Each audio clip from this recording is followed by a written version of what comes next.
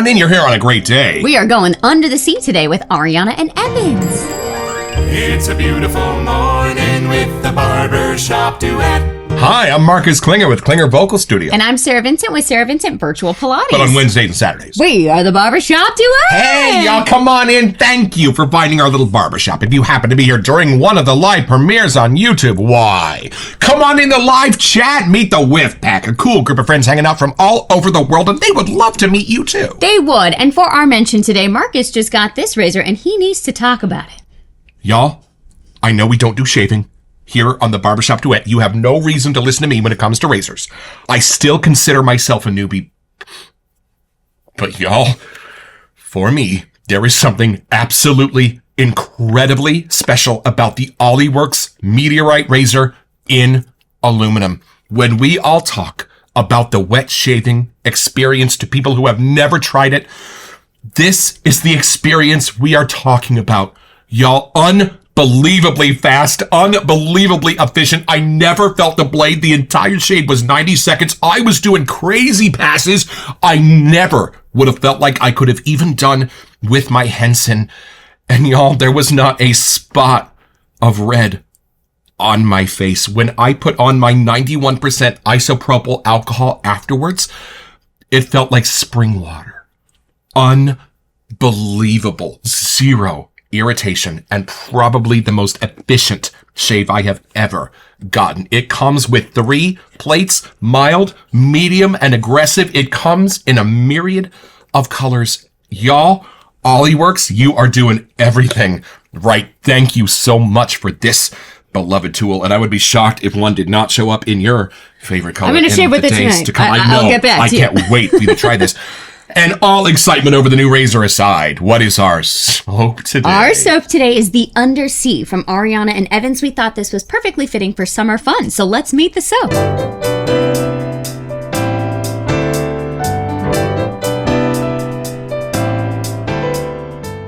All right, y'all, from the sales page at aegrooming.com. This is our attempt at capturing the Mediterranean Sea in a bottle. Here are the scent notes: Calabrian bergamot, grapefruit, osmanthus, watercress, black pepper, honeysuckle, violet leaf, jasmine, marine notes, ambergris, white musk, amber, myrrh, Himalayan cedarwood. And thanks to our very learned Whiff Pack, this is one of the most highly requested soaps we have had in the last year. So I'm kind of excited to see where Peter Chikalis is going to take us in his submarine. Let's open the box.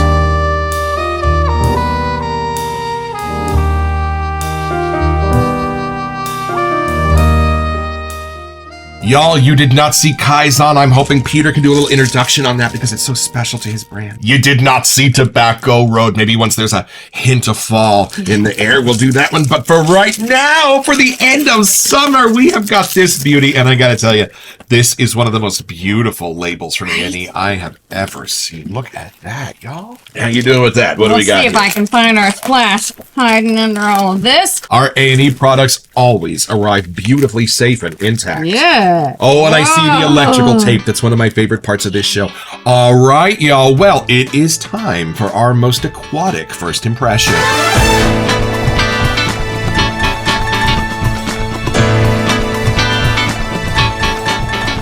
Well, I'm excited, not just to see where Peter Chikalis and A&E are going to take an aquatic, but I was looking at a few of those notes on the sales page.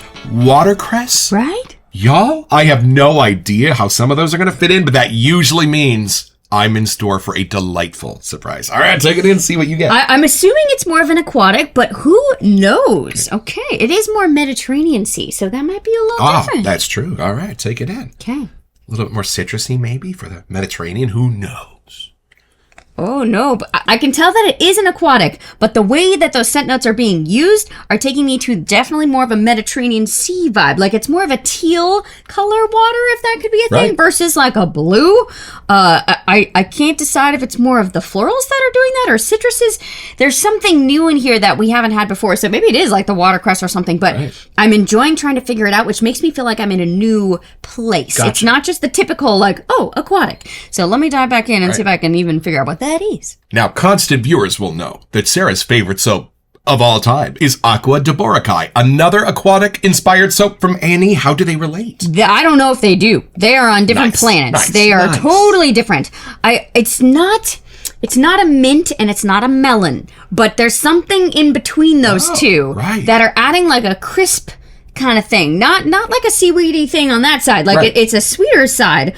But if you could put those together, that's the scent I'm getting. I'm not sure how that's happening with scent notes, but there's like the sweeter melony side that's keeping it more of like a summertimey vibe for me. But then there's something in the herby, woody zone that's not a mint, but it's darn close. Like I almost want to grab like a mint martini or something. Like there's something vacation-y. I don't know exactly how that's happening. There could be a lighter wood in here that's kind of creating that. Sure. It's interesting because there's something sweet about this. I'm sure there's citruses or something, but right when it approaches like a sweeter side that I think I know, then it dips into a whole new thing. Like, it is creating that aquatic side, but in a whole different color or different lens somehow. There's something super real about it, and I can't figure out how that's being created. Because I do feel like I'm on a boat on the ocean. I can't see the coast. I'm further out at sea. It's not where it's like kind of that islandy vibe. Like this is, I'm experiencing the oceany side. I feel like there's like a sea salty thing, kind of in the air. Again, not like the seaweedy side that kind of can have like a, this is oceany vibe. No. It doesn't go that way, but it's something that's making this be so real that you cannot deny that you are straight up in the Mediterranean Sea. Is it a little like Mediterranean Man from Sterling? No, I that's not very helpful here. Gotcha. But there are florals in this, but they are not necessarily masculine or feminine. They're just kind of like helping with that ocean breeze, aquatic-y hit. So it's familiar, but again, with a different lens. Like I'm actually really glad we have this to put in our aquatic-y kind of zone because it's a whole different side of those scents. We are toying with the idea of a San Francisco-inspired EDP called Playland at the Beach, which would be sand and saltwater taffy and maybe a little roller coaster somehow, but I don't know if we are quite so ambitious to start crafting an aquatic quite yet. So, like, Mediterranean Man to me is much more masculine somehow. Yeah, it's rugged. And this one, again, the florals are in there, but I don't think I want to say this is feminine either. So you might have to help me figure it out, but I think it's just a new way of doing an aquatic. Like, it has a nice cool side to it. Like, maybe the water might be a little cold, but it does still have a fun, summery kind of hit happening. Well, that speaks to us here in the Pacific. We are known for our freezing cold oceans, but incredibly surfable waves at Stinson. All right, here we go. Going off to sea. Under the sea. Oh! Do you get it now? I get it. Oh, I love this. Hold on. Generally, for me, aquatics, that sea air, the salt, they're done with sweet things. Yeah. They're done with super sweet white flowers. They're done with super sweet herbs to kind of give you that sense of being out on the ocean. This is the inverse. This is the inverse. Instead of doing it relief, it's doing it with a void. And it's gorgeous and painting, for me, more of a realistic picture of being out on the Mediterranean while keeping all of its charm, while keeping its natural sweetness. Because y'all... Okay, look. When we got the Aqua de Boracay EDP, it's incredible. It's incredible. However, it lives in the closet because it is so potent. You only need a... Barely. Like vermouth on a super dry martini. You just point it at Italy and say... That's all. And it's done with sweets. I think that is one of the reasons you love Aqua de Boracay so much, is they weaved together all those beautiful sweet musks and laurels and waters and everything to give you that sense. And then when he went to perfume this, it was from the opposite direction. What a beautiful scent this is. Okay, hold on. The citruses are what meet me, and the grapefruit is absolutely inspired. I don't like grapefruit. Oh, the grapefruit. But hold on. I don't like it from my grandfather's nasty ass of a tree in the backyard that my mom would make me eat every morning. It's not that grapefruit. It's being used here to dry out the spices a little bit and balance them so they're not creating the aquatic with that sweetness and giving a realistic sense to the ocean foam. And y'all, Peter Chikalis has figured out something amazing when it comes to a floral base. It is in a few of the soaps we love the most. Cathedral, I think Barbary Classico has it in it. This is some of those florals, but y'all, he has started completely over with how he's putting the florals together in this one. The way the honeysuckle is coming up against the violet leaf to be something a little bit familiar and then a little bit Fahrenheit. Are you kidding? And then taking that entire accord and turning it down so it doesn't have to add the sweetness of those florals. It's going to add the warmth of their masculine character in the middle instead. Ooh, and then a little bit of an effervescent sense in here I'm getting from the black pepper. That's a little bit of those churning waves. I'm still trying to figure out how it is an aquatic, but it's not what we're expecting. Like how to paint that. And then where your nose lands, y'all, it's not in a big, cloudy, pillowy, cottony sense of musks. You're landing on a seafloor. Yeah. Like, this is weird, but there's a note in this that is a little tiny bit earthy and pokey, just so the other beautiful aquatic scents can sit on it. And your nose finds it at the end of a 7 or 8 second whiff. And if you can't do an 8-second inhalation, call Klinger Vocal Studio. And I love that because my nose lands on that as a thud. I'm kind of getting it as like an orange peel. It's the least sweet part of this, but I love that because it's putting me on the seafloor looking up at the rays of sunlight streaking through the water. Among my octopus friends. It's interesting because it's not a seaweedy thing for me. It is something real like that. Right. Not at all. Like, I am not a fan of seaweed. Eating it or feeling it hit my feet when I'm in the water. Oh my God. This is fabulous. A little bit safe, a little bit adventurous, and a little bit dangerous. All in one soap. I love this. Well, are you ready to take another look at these scent notes and build ourselves an undersea lather? All right, y'all, from the sales page at aegrooming.com, we start with scent notes of Calabrian bergamot, which is helpful if that's more the Italian shores. Right, a little bit of a freaky lime in here going on. Love it. And then meeting with the citrus of grapefruit. Perfect, dry, masculine. Again, helping tame the sweet. We had to look this one up. What is osmanthus? It is more of a floral, but it has apricot, peachy notes and a little hint of leather. I would say that that is kind of the spine of what's going on in here, and the other scents are helping build that out. What would you say? I'm with you, or at least it's just helping bring other sides of the other notes out that I normally wouldn't have caught. Because it's not like peach and cognac, it's not that vibe, but it does have a spice to it that's done in a cool way. And a little bit of the dry sense of the outside of those fruits is how they're meeting with the leather. Almost a fruit leather meets a real leather going on in here. And then something popular among dieters in the 80s, we have watercress, which to my understanding is a calorie-free lettuce that you basically eat when you're trying to drop 90 pounds for your Elvis concert. But what I love about what this might be adding, it's giving you that subtle veggie sense without having to be too prominent in a personality. And I kind of love how it's helping with the drier side of this. Well, it's interesting because I know we keep saying there's not a seaweedy scent, but we know we're underwater.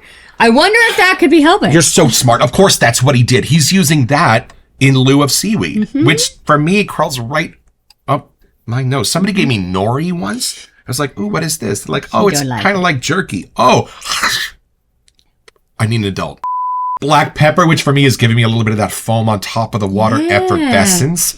Meeting with this beautiful floral accord, which I think are sitting in there as their own three amigos. We start with honeysuckle, enough to just give it subtle sweetness that it needs, so it's not too aquatic. That's helping. And familiarity. I think as soon as the human smells honeysuckle, there's something in us that just relaxes. And then that's meeting with something a bit more mysterious and esoteric. We have violet leaf, but that's right next to jasmine. So the violet leaf is kind of that middleman that's just helping jump from the honeysuckle side to the jasmine side. And I don't know how it's helping it not get too floral, but somehow it is. That's what the violet leaf's doing. It's very often in barbershops to add a sharpness that's going to cancel out the sweetness of the florals. And I think it's inspired in this.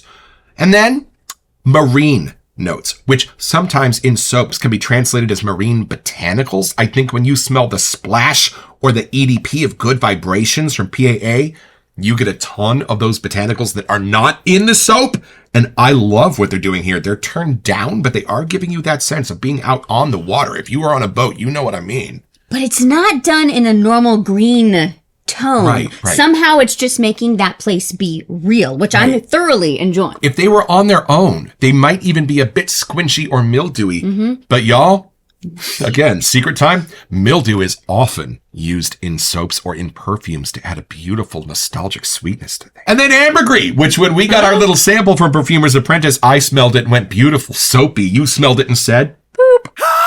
But If it's mixed with the right thing, that after end is gone. She's not wrong. And then if you were ever walking past a body shop in the mall in the 80s and they had those little samplers, you are familiar with white musk. Beautiful, white, cottony, clean laundry scents going on in this under the surface meeting with amber.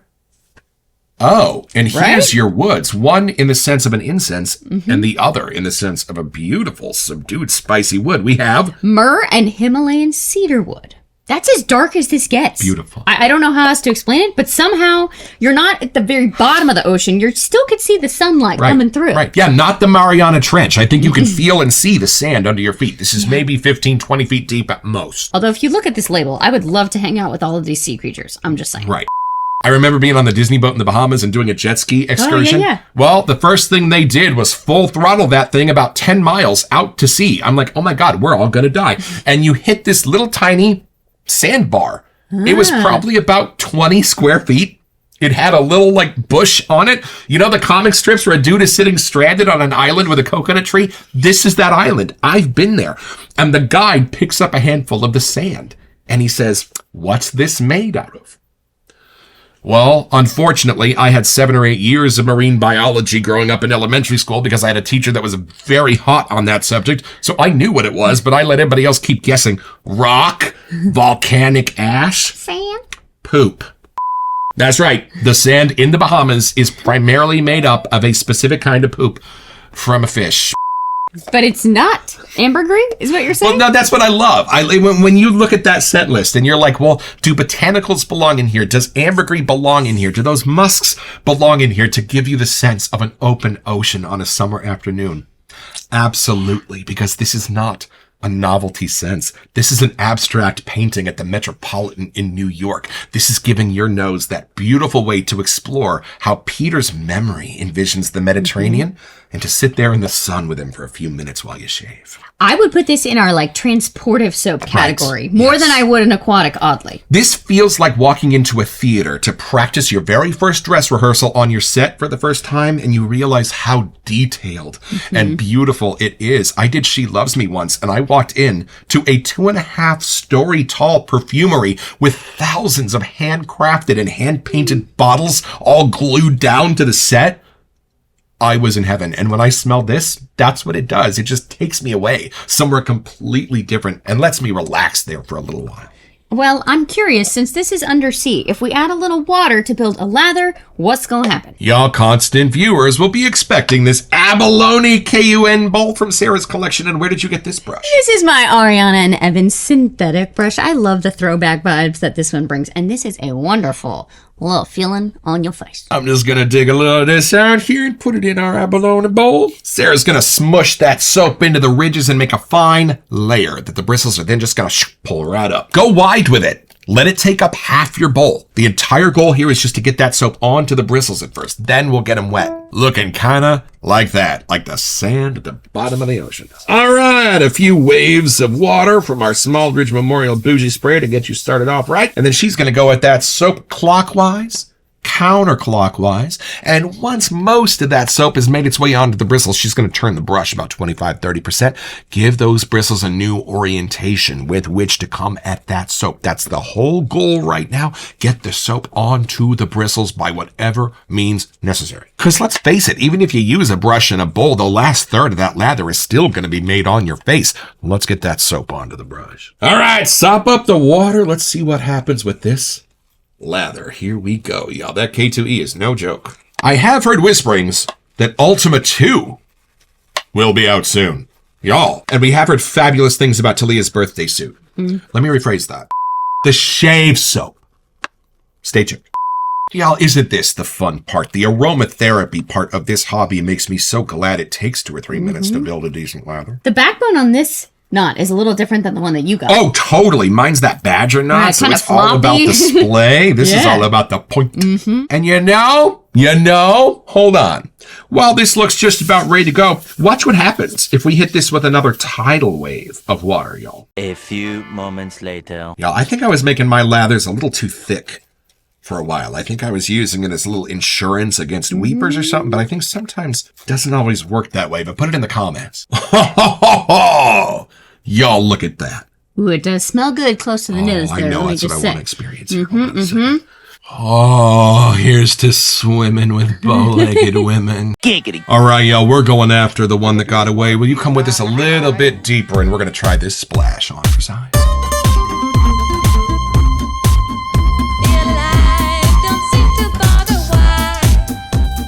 Now, I know the two soaps we shot today were this one and a glacial one from Sterling, but I think there might be a little bit of menthol under the surface of this. Do you get a little bit of a coolness to your face? Well, it's funny because I was thinking earlier that it almost had like a minty hue in there. Right. So I don't know. I don't think I'm getting the coolest necessarily like Maybe. texture, but my nose is smelling as if it were here. Would make sense. Show me the way to go home. I'm tired and I want to go to bed. I had a little drink about an hour ago, and it's gone straight to my head. Wherever we may roam, by land or sea or foam. I still can't get this open. All right, here we go. Going in. Better in there. Oh, look, it's cloudy. There's skin food. There's those Yeah, nice skin things food. for you. All right, chin chin. Ooh. Oh, the citruses meet you at the door. Beautiful, a little bit familiar. And then you descend. This is fabulous. I almost feel like I could be at a fancy bed and breakfast somewhere new that I've Right. never been before, Yes. maybe off the coast of the Mediterranean Sea, and I just feel like it's transportive, like it's taking me to a whole new type of vacation. I kind of get like an orchard. I kind of get like an Italian Calabrian farm on the outskirts of town. This is beautiful. And it's almost like an aquatic den with more of like a real side to it, not the perfumer like house side. Right. I mean, picture it. Sicily, 1943. This is what I was kind of hoping Garibaldi would have smelled like. Remember, that one ended up being a little bit more about mahogany and salt. It was like the ship itself. This is what I kind of expected it to be when I was hearing like Sicilian or Mediterranean Ocean, salt spray, that kind of thing. And I think if it had gone too sweet, that's how the novelties do aquatic. When I scratch a scratch and sniff sticker that says the ocean or something like that, that's what does the sweets. I think it's so brave to do one without it, because sometimes the non-sweet parts of the ocean can get a little squinchy. And where the master perfumer's hand is needed is to come in and not make those vanish completely, but balance them out in a way that makes them beautiful and whimsical and reminiscent of a vacation far away that you will always remember. And most of the other aquatics either have like a nighttime vibe or like a summer vibe. This is its own thing. You could go to this Undersea anytime that you want during the year. This almost skews just a hint toward the sour side of the fruits and things, which is what makes this absolutely inspired. Think Witchy Woman from Sterling, how it does that with slightly sour notes, and it's one of the best soaps. That's what's going on in here. Like This is the amazing. zesty rind Right, kind yes, of side. right. I don't know. I mean, they're all real, which is still what's keeping us at that location. Your uncles used to race sailboats. Did you ever go out with them? Not racing. My grandpa had a boat named after my grandma. It was wonderful. That we would take out every once in a while. But you get that ocean salty marine layer here. Right. This is much prettier. Like, this is how I know I'm not in our ocean. So remember that marine biology teacher that crammed Yes, nothing right. but marine biology down our throats for 6 years? Well, she used to take us whale watching every year out of Monterey Bay or Half Moon Bay, California. And there were always 7 or 8 kids that would get violently seasick because it's the Pacific in April. It's going to be a little tumultuous. But the gray whales come right up to your boat. Well, not so you can pet them, right? No, you can. And they understand. It's weird. But when you see that giant eyeball looking at you, there is understanding in it. And you can reach out and pet them. When's the last time you ever saw a 5th grade teacher go, no, go ahead, pet that 90-ton thing? And the kid who got the most notoriously seasick every year, I mean to the extent that they almost stopped him from doing it, was Tony Lighty, who is now ending his career with the Navy. Hey, buddy. Near us, they had Marine World, so you could go in and see all of the Right. aquatic animals and different things. And one of the summers for my sister's birthday, she got to go see the backstage part with all the orcas and different things, and she got to swim with the dolphins. And I just remember seeing pictures of how she was right next to them, how cool that was. Not that I was jealous, but I knew how much it meant to her to have that experience. Now it's not called Marine World, it's Six Flags. But when we were kids, it was a fun adventure. I think we even did like a Six Flags summer camp that we went there. It was like a safari theme or something. They they didn't replace the orcas when they passed away, sadly. The two, if you were brought up in the San Francisco Bay Area, you might remember from Redwood City, were named Yaka and Vika. Right. And boy, they taught us a ton. And then Free Willy came out, and we all started second-guessing our choices. But hey, growing up is not for sissies. Did you ever watch Andre? That was the other one that got us No. hard. With the seal? But I think that little girl was Deb in Napoleon Dynamite. You know, I Right? think so. Right? So I saw that about 9 billion times, but I didn't remember Audrey. I just remember that one scene that they show where he's doing this with the Right, they're spins and she's dancing. kind of dancing Yeah. with. Oddly, I'm not getting mermaid vibes. Like, I do feel like this is somehow a different ocean than where I would picture Ariel Why hanging do I out. think a mermaid would smell more like perfume, but underwater? That is an would interesting make thought. No sense. But yeah, Ariel does not smell like We don't this. have an Ariel, one of these guys, so No, we had to go with Finding she's not Nemo. in that game. That is my one movie crush. I should probably tell you if we're going to get married. It's not anybody think you real, did. but it's Ariel the Little Mermaid. I'm sure you're not the only one. I was about 12 when that movie came out. Makes sense. Also, now that you know what's on the VHS cover, I think that was Right? a little... Yeah. However, she signs her name to the contract at Ursula's Den, right? Right. So how come when she's with Eric, she doesn't just say, hey, grab a piece of paper and write down, I've been cursed by the sea witch. I have no voice. I mean, plot hole. There's a DeLorean in the cave in Back to the Future 3 that's got a perfectly fine fuel line. I mean, why don't we think about these things? This is what we spend our time doing. All of them. Indiana Jones ends the same whether he takes part in it or not. Rosebud is Luke's father. So it's pretty simple, y'all. Just be Nemo and his friends on their first day of school. Well, you're going to go to the edge of the play yard and you're going to get egged on by your friends to go a little bit further, a little bit deeper into that deep blue sea. And just about the moment you touch the butt, you're going to get your own. So head over to aegrooming.com or shavingshopclub.com to find this and a bunch of other stuff I want.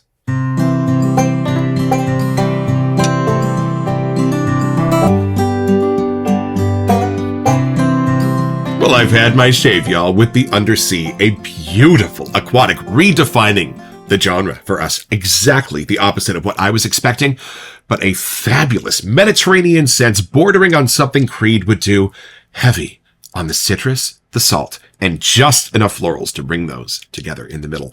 Peter, a fabulous job on this one.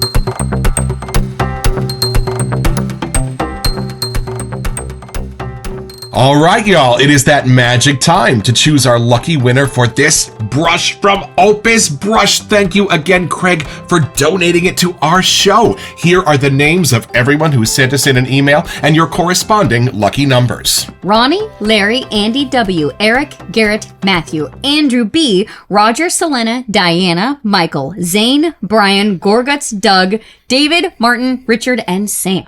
Alexa, give me a number between 1 and 19. Here's a number between 1 and 19. It's 8. 8! Roger Stanley! Congratulations, my friend! You are the winner of this fabulous brush from Opus Brush. We will be reaching out today to get your address, and thank you to everyone who entered this giveaway. And be sure to send us in an email for our next giveaway for an e-gift card for Ariana and Evans.